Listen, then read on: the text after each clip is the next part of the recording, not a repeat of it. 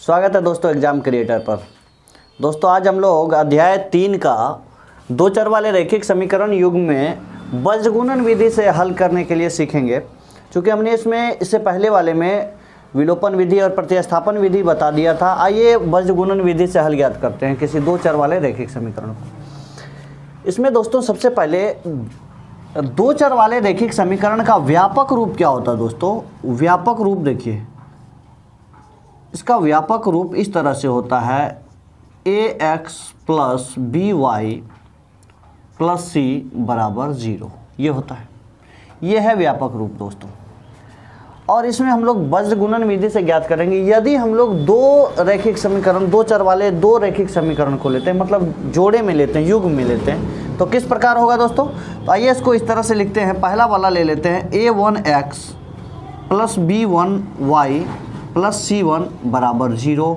और दूसरा लेते हैं a2x plus b2y plus c2 बराबर 0। बीजगुणन विधि से हल ज्ञात करने के लिए दोस्तों पहले सूत्र लिखना जरूरी है, इसको समझना भी है, इसके बाद ही सवाल को सॉल्व करेंगे। इसमें देखिए बीजगुणन विधि का सूत्र जो होता है ना, ये सूत्र लिखते हैं इस तरह से। पहले तो x का लिखना है हमें x बट्टे, ठीक है। उसके बाद हमें लिखना पड़ता है y बट्टे, फिर लिखना पड़ता है अचर पद बट्टे, जो भी अचर पद हो एक के नीचे लिखेंगे। और ध्यान दीजिएगा, इसमें x के नीचे जब लिखने लगते हैं तो x वाले को ढक देते हैं या छोड़ देते हैं। जब y वाले को लिखने लगते हैं तो y वाले को ढक देते हैं। फिर एक वाले अचर पद वाले के नीचे लिखने लगते हैं तो अचर पद वाले को ढक देते हैं। तो इस तरह से लिखते हैं। तो देखिए इसमें कैसे लिखेंगे, x के नीचे में जो लिखना है तो x वाले को ढक दें। अगर यहाँ ध्यान दीजिएगा बात पर कि यहाँ मान करके चलिए a1, यहाँ लिखा हुआ a2, यहाँ लिखा हुआ b1, यहाँ लिखा हुआ b2, यहाँ लिखा हुआ c1 और यहाँ लिखा हुआ c2। ये x वाले के लिए ये x का गुणांक है, ये y का गुणांक है और ये अचर पद का गुणांक है। जब आप x वाले के नीचे में लिख रहे होते हैं तो x वाले को छोड़ दीजिए, इसको नहीं कुछ करना है, इसको ऐसे ही रहने देना है। बाकी उधर जो बचा हुआ है तो x वाला लिखते वक्त क्या करेंगे, x वाले को छोड़ देंगे। इसके नीचे में जो लिखना है x के नीचे में, तो x वाले का छोड़ देना इसका गुणांक को। तो बाकी बचा उधर जो, उसमें किस तरह से लिखना है ये देखिए। करना क्या है, आपको पहले तीर चिन्ह एक लीजिए, उसको ऊपर से नीचे की ओर लाइए, इस तरह से ऊपर से नीचे की ओर। तो क्या करेंगे, ऊपर से नीचे की ओर देखिए इस तरह से आएगा। तो यहाँ पर है b1 और यहाँ पर है c2। इसका मतलब है b1 को c2 से गुना कराना है, b1 और c2 हो जाएगा। इसके बाद दोस्तों ये जब ऊपर से नीचे है तो इसको क्रॉस भी करेगा इस तरह से। तो यहाँ है b2 और c1, तो ये गुना हो जाएगा। यहाँ बीच में माइनस चिन्ह देना है क्या, b2 और c1। तो लिखेंगे यहाँ पर b2 c1। अब x के नीचे हो गया, अब लिखना हमें y के नीचे। तो ध्यान दीजिएगा, जब y के नीचे लिख रहे होते हैं तो y वाले का गुणांक को छोड़ देते हैं। ये है गुणांक b1 और b2, ये गुणांक है उसका, इसको छोड़ देंगे। यदि आप इसको छोड़ दें इस तरह से दोस्तों, ये वाला हटा दें, देखिए तो कौन कौन बचता है, इतना बच जाता है। यहाँ पर यहाँ बच जाता है a1 a2, यहाँ c1 c2 बचता है।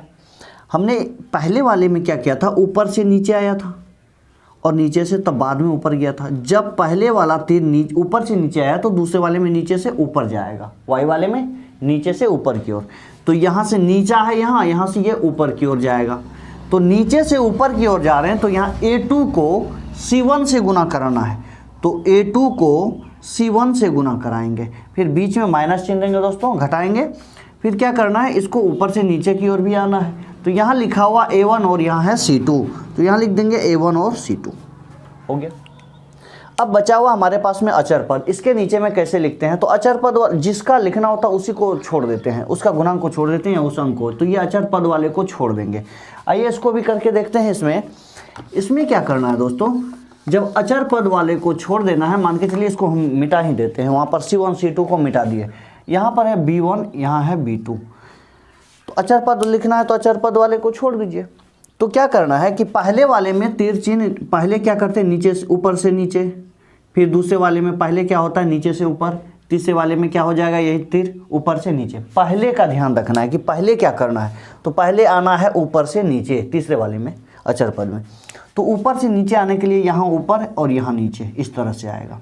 यहाँ a1 b2 लिखेंगे, a1 b2, अब माइनस तो इधर भी तो जाना है नीचे से ऊपर की ओर, a2 b1, a2 b1, ये इस तरह से हो जाएगा। अब ये हमारा बज्रगुणन विधि से हल ज्ञात करने का ये सूत्र है दोस्तों। इस पर हम सवाल को सॉल्व करने का प्रयास करेंगे। आइए आगे एक एग्जाम्पल लेकर के समझते हैं। तो ये तीर चिन्ह अगर आपको याद है और याद रह जाता है दोस्तों, तो आपको बनाने में आसानी होगी। शायद ये सूत्र अगर याद नहीं है, अगर ये याद है ज़्यादातर, तो आप आराम से सूत्र भी निकाल सकते हैं।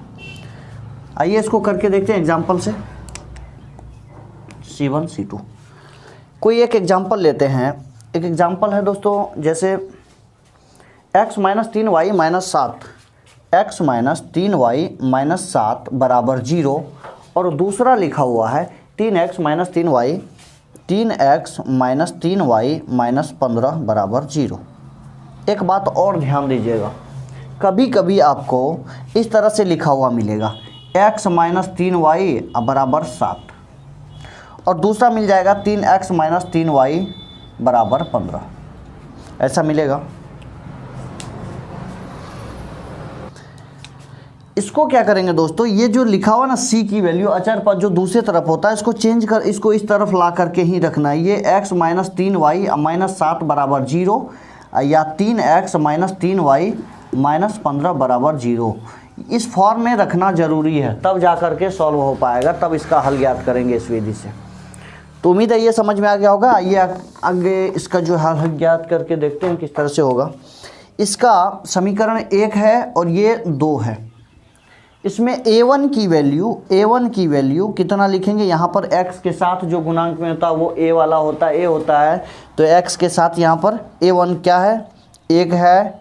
b1 क्या होगा दोस्तों, तो b1 माइनस का 3 होगा, और c1 क्या होगा, तो माइनस का 7 होगा। अब है a2, तो a2 क्या होगा, तो ये दूसरे वाले समीकरण को देखिए, x के साथ जो है 3, b2 क्या होगा, तो माइनस 3, c2 माइनस का 15। अब ये सूत्र आप नीचे लिख करके या डायरेक्ट भी लिख सकते हैं। यदि आपको सूत्र आता है तो नहीं भी लिखेंगे तो चलेगा, अगर नहीं आता तो बार बार लिखिए, जितना बार लिखेंगे आपको सूत्र याद हो जाएगा इससे। आइए लिखते हैं, चूँकि x बट्टे क्या है, b1 c2 minus b2 c1 बराबर y बट्टे लिखना है a2 c1 minus a1 c2 बराबर, इधर 1 बट्टे में लिखना है a1 b2 minus a2 b1, इतना होता है। आइए यहाँ पर करके देखते हैं इसको। ये वाला हटा दें या यहीं पर देख लीजिए। इसमें क्या है, या x के नीचे में लिखना है, कितना है देखिए, b1 c2, मतलब b1 को c2 से गुना कराना है। b1 कितना है दोस्तों, b1 है माइनस 3, c2 कितना माइनस 15, तो लिखेंगे माइनस 3 गुना 15, माइनस 3 गुना माइनस 15, बीच में है माइनस चिन्ह, और b2 को c1 से भी गुना कराना है, b2 गुना c1, तो माइनस 3 को माइनस 7 से गुना कराना है, तो माइनस 3 गुना माइनस का 7 बराबर, अब y के नीचे में आ जाएगा a2 c1, a2 को c1 से गुना कराना, a2 3 है, c1 कितना है माइनस 7 है, 3 को माइनस 7 से गुना कराना, 3 गुना माइनस का 7, फिर इधर y के नीचे और आगे क्या है, a1 c2, a1 कितना है 1 है, c2 कितना है 15 है माइनस में, तो 1 गुना माइनस 15 हो जाएगा, 1 गुना माइनस का 15 इतना हो जाएगा।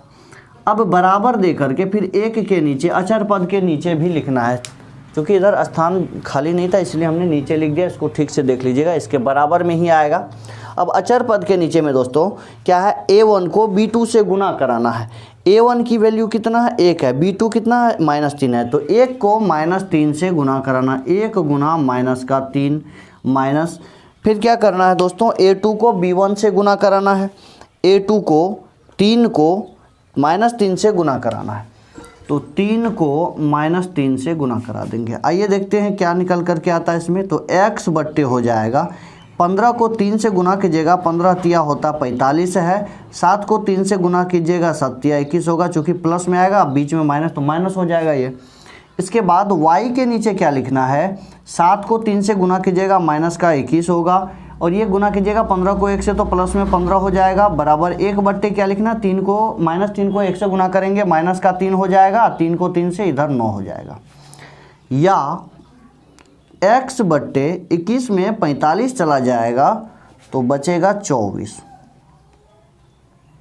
ये 45 में 21 जाएगा 24 बचेगा, बराबर y बट्टे 15 में 21 चला जाएगा तो ये बचेगा माइनस का 6, अब बराबर 1 बट्टे 6 आएगा। करना क्या आगे, x और y की वैल्यू निकालने के लिए दोस्तों ये x का जो है एक बार x वाले के साथ में इस अचर पद को बराबर करना है, एक बार इस y वाले के साथ में अचर पद को बराबर करना है, तब जाकर x और y का मान निकल कर के आएगा। तो इस तरह से लिखेंगे, या x बट्टे 24 बराबर 1 बट्टे 6, और या x बट्टे माइनस का 6 बराबर 1 बट्टे 6, ये आएगा। इसीलिए ये देखिए, अगर आप चाहे तो नीचे से नीचे या ऊपर से ऊपर विभाजित कर सकते हैं। यहाँ पर हो रहा है 6 से 24 कट रहा है तो काट देंगे, 6 1 6, 6 चौके 24। यहाँ पर भी देखिए 6 से ये दोनों कट रहा है ना एक बार में, तो ये क्रॉस में गुना कीजिएगा x को 1 से, तो x तो x बराबर 4 और y को 1 से गुना कीजिएगा, y बराबर -1 आएगा। x की वैल्यू 4 और y की वैल्यू 1। उम्मीद है ये वाला समझ में आ गया होगा दोस्तों। अगले एग्जाम्पल देखते हैं। आइए दोस्तों अगले एग्जाम्पल लेकर के समझते हैं। अगला एग्जाम्पल है 2x plus Y. Example number 2 है 2x प्लस वाई बराबर 5, और दूसरा है 3x प्लस 2y बराबर 8। इससे पहले वाले में हम सवाल में हमने जो एग्जाम्पल जो बताया उसमें बता दिया था दोस्तों कि ये इसका व्यापक रूप में जो है इस तरह से लिखा हुआ होना चाहिए, ये मानक रूप है इसका। इसे जो है इस तरह से चेंज कर देंगे, 2x प्लस का y, और ये प्लस में उधर है तो इधर माइनस में आ जाएगा, बराबर हो जाएगा 0। या इधर जो लिखा हुआ ये 3x प्लस का 2y माइनस का 8 बराबर 0, ये समीकरण 1 हो गया और ये 2। अब चाहे तो आप a1 की वैल्यू लिख सकते हैं। a1 की वैल्यू क्या होगा समीकरण 1 में, देखिए समीकरण 1 वाला का a1 b1 और c1, समीकरण 2 वाला का a2 b2 और c2 होता है। तो समीकरण 1 में x के साथ a, y के साथ b और अचर पद, तो इस तरह से अचर पद c होता है। तो a1 कितना है 2 है, b1 कितना है तो 1 है, और c1 कितना है तो इसका माइनस का 5 है। इस तरह से a2 कितना होगा, तो a2 हो जाएगा 3, b2 2, c2 माइनस का 8, इतना होगा। आइए इसका सूत्र से देखते हैं, ये सूत्र लिख दीजिए, या फिर अगर आपको याद है तो आप नहीं भी लिखेंगे तो चलेगा। यहाँ पर लिखा हुआ है x बट्टे b1 c2 minus b2 c1 बराबर y बट्टे लिखना है a2 c1 minus a1 c2 बराबर अचर पद के नीचे में, मतलब 1 के नीचे a1 b2 minus a2 b1, इतना लिखा हुआ है। तो आप चाहे तो इस तरह से भी ज्ञात कर सकते हैं। आपको तीर चिन्ह का बता दिए कि तीर चिन्ह पहले वाले में x वाले को लिख रहे हैं तो x वाले को छोड़ दीजिए और अगले वाले के साथ में तीर चिन्ह इस तरह से प्रयोग कर दीजिए, ऊपर से नीचे की ओर आना है। या x के नीचे में इस तरह से x वाले को छोड़ दीजिए। x वाला का अचर पद क्या है, गुणांक क्या है, a1 और a2, इसको छोड़ देंगे। b1 b2 c1 c2 के साथ कराना है, इसके साथ गुना कीजिए तो b1 गुना c2 होगा। देखिए यहाँ पर b1 गुना c2 है तो इस तरह से 1 को -8 से गुना कराना है, 1 गुना माइनस का 8 होगा, माइनस चिन्ह देंगे। फिर जब ये 1 का 8 से गुना हो गया तो अब नीचे से ऊपर 2 से 5 का गुना होगा, 2 गुना माइनस का 5 होगा बराबर y के नीचे में क्या करना है। अब जब पहले वाले में ऊपर से नीचे की ओर आए थे पहले, तो दूसरे वाले में क्या होगा, नीचे से ऊपर की ओर जाएगा, तो नीचे से ऊपर की ओर क्या y वाले का लिख रहे हैं ना, तो y वाले का लिख रहे हैं, तो नीचे से ऊपर की ओर जाना है, तो इसको b1 वाले को छोड़ना होगा। 3 गुना 5, 3 गुना माइनस का 5 माइनस, फिर ये 2 का 8 से गुना करा देंगे, 2 गुना माइनस का 8 हो जाएगा बराबर 1/, नीचे में क्या करेंगे, a1 को b2 से गुना कराना है। a1 कितना है, 2 है, b2 कितना है, 2 है, 2 को 2 से गुना कराएंगे, तो 2 गुना 2 हो जाएगा माइनस, फिर क्या है, a2 को b1 से गुना कराना है, a2 को b1 से गुना करा दीजिए, 3 गुना 1 हो जाएगा, 3 गुना 1, तो या x के नीचे में हो जाएगा, 8 को 1 से गुना कराएंगे, -8 हो जाएगा, यहाँ पर माइनस में 8 है, अब 5 दूना हो जाएगा कितना, 10, इसके बाद बराबर y के नीचे में 5 दिया हो जाएगा 15, अब माइनस इंटू माइनस हो जाएगा प्लस, 8 दूना हो जाएगा यहाँ पर 16 बराबर 1/, कितना, 2 दूना का ये 4 हो गया, 3 1 का 3 हो गया, और x के नीचे में x/, हो जाएगा 10 में 8 जाएगा, कितना माइनस हो जाएगा, तो बचेगा कितना, 2 बराबर, फिर y के नीचे में 16 में 15 चला जाएगा, 1 बचेगा, y/1 बराबर कितना है, 1/1 आ जाएगा। हमने बता दिया दोस्तों कि एक बार x को अचर पद के साथ बराबर करना है, एक बार y के साथ में बराबर करना है, तो इस तरह से करते हैं, तो ये आता है दोस्तों, या x/2 बराबर 1/1, और दूसरा वाला देखिए, या y/ अगर 1 करते हैं बराबर 1/1, क्रॉस में गुना करा दीजिए, x को 1 से गुना कीजिएगा तो x बराबर 2 को 1 से गुना कराने पर 2, फिर y को 1 से गुना कीजिए, y बराबर 1 को 1 से गुना करेंगे 1, x बराबर 2 और y बराबर 1 आया। उम्मीद है दोस्तों ये समझ में आ गया।